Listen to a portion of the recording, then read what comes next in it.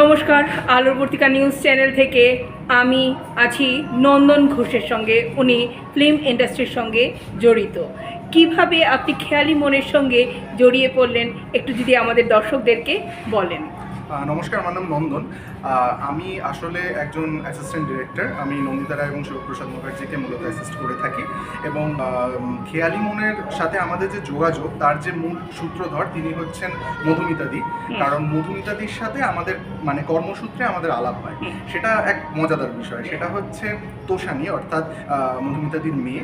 সে আমাদের কাছে অডিশন দিয়েছিল একটি বিশেষ কাজের জন্য। জুবিন গার্গের সাথে একটি বিজ্ঞাপনও করে এবং তারপরে আমাদেরই সিনিয়র অরিত্র মুখার্জির ছবি ভানুপ্রিয়া ভূতের হোটেলে ও একটি চরিত্রে অভিনয় করে।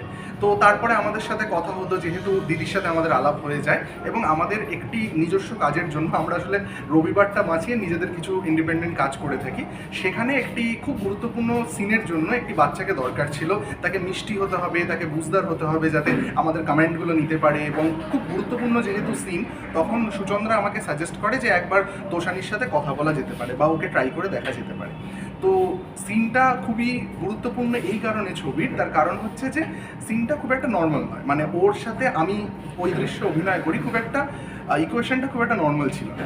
সো এত একটি মিষ্টি মেয়ে এবং সেখানে আমার সাথে ওরকম একটি ভয়াবহ দৃশ্যে অভিনয় করছে, পুরো দৃশ্যটার মধ্যে কিছু হচ্ছে না, কিন্তু হওয়ার পরে আমার মনের মধ্যে একটা অদ্ভুত ব্যথা করতে থাকে যে এত মিষ্টি এবং ওর তাকানো, ওর যাওয়া, সব কিছু এত এত এত পিওর, এত অনেস্ট, সেটা আমাদেরকে প্রচণ্ডভাবে আকর্ষণ করে। তারপরে দিদির সাথে আমাদের লম্বা কথা হয়, তখন উনি ওনাদের এই উদ্যোগের কথা বলেন এবং উনি যে গানের সাথে যুক্ত এবং তোষানি নিজেও যে গান শেখে এবং আর্টের সাথে ভীষণভাবে আছে, সেটা আমাদেরকে উনি বলেন। এবং তারপরে একদিন সুচন্দ্রা থ্রু দিয়ে আমাদেরকে জানানো হয় যে এরকম একটি প্রোগ্রাম হচ্ছে যেখানে বাচ্চারা প্রোগ্রাম করবে এবং গান গাইবে।